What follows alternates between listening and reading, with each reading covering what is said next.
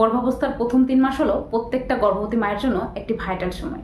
এই সময় আপনি কি করছেন কি করছেন না পুরোটাই প্রভাব পড়ে আপনার গর্ভের বাচ্চার উপর। এই সময় অনেক গর্ভবতী মা রয়েছেন যারা স্বাভাবিকভাবে বিশেষ কিছু জিনিস না জানার কারণে বাচ্চা গর্ভে আসার পরেও মিসক্যারেজের কারণ হয়ে যায়। সেক্ষেত্রে আজকের ভিডিওতে যে বিষয়ে আলোচনা করব সেটি হলো গর্ভাবস্থার প্রথম 3 মাসে কি করবেন কি করবেন না, কি করলে বাচ্চার ক্ষতি হতে পারে। এছাড়াও এই সময় কখন ডাক্তার দেখাতে যাবেন, এই সময় আপনার শরীরে কি কি লক্ষণ দেখা দিবে, কোন লক্ষণগুলো স্বাভাবিক, এছাড়াও এই সময় কোন বিষয়গুলো অবশ্যই মনে রাখবেন, পুরোটাই কিন্তু ডিটেলসলিভাবে আলোচনা করব আপনাদের সাথে। অবশ্যই ভিডিওটি প্রথম থেকে শেষ পর্যন্ত দেখুন, আশা করি অনেকটাই হেল্পফুল হতে চলেছে আপনাদের জন্য। এবং ভিডিওটি যদি ভালো লেগে থাকে অবশ্যই লাইক কমেন্ট শেয়ার করে আমার চ্যানেলটিকে সাবস্ক্রাইব করে আমার পাশে থাকবেন। তো চলুন ভিডিও মূল বেশি দেওয়া যাক। তো সাধারণত আপনি যদি পিরিয়ড মিস করে থাকেন, পিরিয়ড মিস করার পরেই আপনি কিন্তু ইউরিন কিট টেস্ট করবেন। কখন করবেন? অবশ্যই পিরিয়ড মিস হওয়ার একদিন পরেও করতে পারেন, অথবা 7 দিন পর্যন্ত ওয়েটও করতে পারেন। কারণ দেখুন, অনেকের ক্ষেত্রে যেটা হয়ে থাকে যে পিরিয়ড মিস হয়ে যায়, আবার 2 থেকে 3 দিন পরে কিন্তু আবার পিরিয়ড হয়ে যায়। সেক্ষেত্রে 1 সপ্তাহ পর্যন্ত ওয়েট করলে যদি পিরিয়ড না হয়ে থাকে, সেক্ষেত্রে আপনি যদি ইউরিন কিট টেস্ট করুন এবং সেখানে যদি 2টো লাল দাগ আছে, সেক্ষেত্রে আপনি কিন্তু গর্ভবতী বা মা হতে চলেছেন। এই সময়ে আপনার শরীরে বিশেষ কিছু লক্ষণ কিন্তু দেখা দিবে।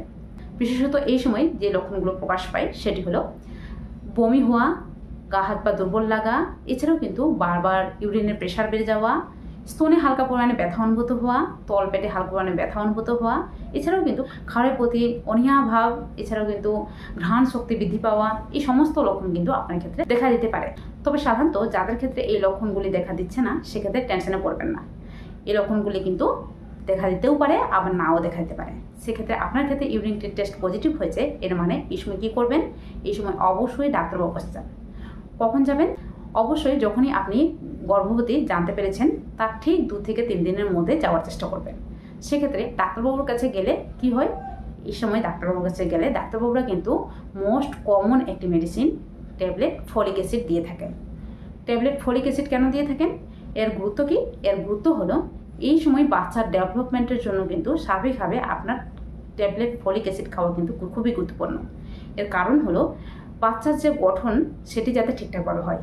এক্ষেত্রে ট্যাবলেট ফলিক অ্যাসিড না খেলে অনেক সময় যেটা হয়ে থাকে যে বাচ্চা কিন্তু অনেক সময় নিউরোলজিক্যাল ডিফেক্ট হতে পারে বা গঠনগত কোনো রকম ত্রুটি হতে পারে। সেক্ষেত্রে অবশ্যই এই সময় থেকেই আপনি ট্যাবলেট ফলিক অ্যাসিড খাওয়া শুরু করুন। এছাড়াও এই সময় ডাক্তারবাবুরা একটি আল্ট্রাসোনোগ্রাফি করতে বলেন। এই সময় আল্ট্রাসোনোগ্রাফি কেন করতে বলেন?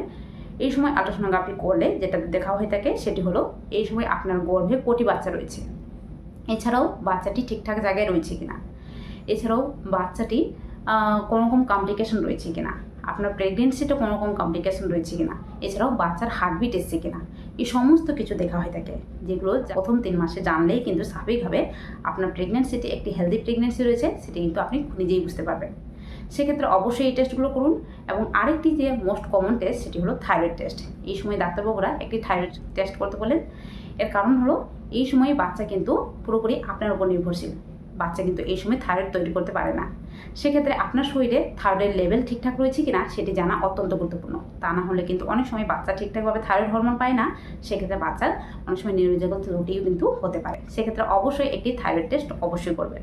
এই সময় স্বাভাবিকভাবে কি করবেন কি করবেন না, দেখুন এই সময় বিশেষ কিছু জিনিস কিন্তু আপনাকে মনে রাখা উচিত। কারণ এই সময় আপনার মিসক্যারেজের চান্স কিন্তু সবচেয়ে বেশি।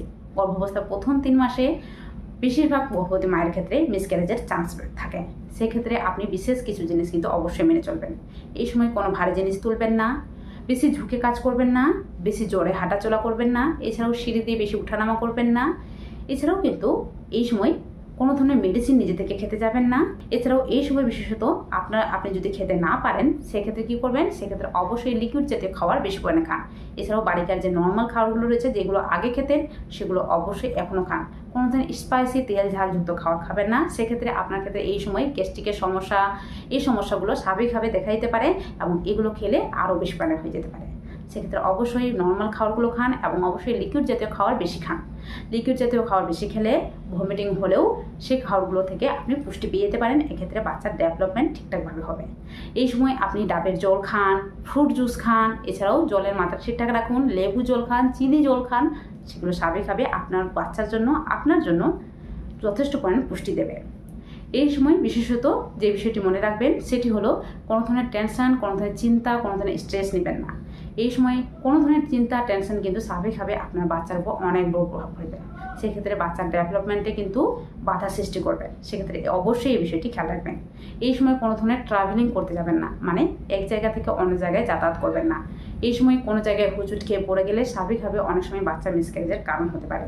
এই সময় সামান্য আঘাতে কিন্তু স্বাভাবিকভাবে বাচ্চা কিন্তু অনেক সময় নষ্ট হয়ে যায়। সেক্ষেত্রে কোনো ভিড়ভাড় জায়গায় অবশ্যই যাবেন না। এছাড়াও এই সময় সহবাস কি করা উচিত? এই সময় আপনি যতটা পারবেন সহবাস এড়িয়ে চলুন। বিশেষত প্রেগনেন্সির প্রথম 3 মাসে বাচ্চার আকার অনেকটাই ছোট থাকে, আর সে কিন্তু সবে মাত্র এসে আপনার জরায়ুর গায়ে লাগতে শুরু করেছে। এই সময় সামান্য আঘাতে, সামান্য কোনো কারণের জন্য বাচ্চা মিসক্যারেজ হয়ে যেতে পারে বা বাচ্চা কিন্তু সেই জায়গা থেকে বিচ্ছিন্ন হয়ে যেতে পারে। সেক্ষেত্রে অবশ্যই প্রেগনেন্সির এই সময় সহবাস এড়িয়ে চলবে। এই সময় আরেকটি যে বিষয়টি বলবো সেটি হলো ফ্যামিলিকে। দেখুন, অনেক গর্ভবতী মাকে এই সময় থেকে প্রেশার দেওয়া হয়ে থাকে ঠিকঠাকভাবে খাওয়ার জন্য, বেশি বেশি পরিমাণে খাওয়ার জন্য। সেক্ষেত্রে অবশ্যই বলবো এই সময় বেশি বেশি পরিমাণে খাওয়ার কোনো প্রয়োজনীয়তা নেই। এই সময় গর্ভবতী মা অনেক সময় শুকিয়ে যেতে পারে। সেক্ষেত্রে 2 থেকে 3 কেজি ওজন কমে গেলেও টেনশনে পড়বেন না।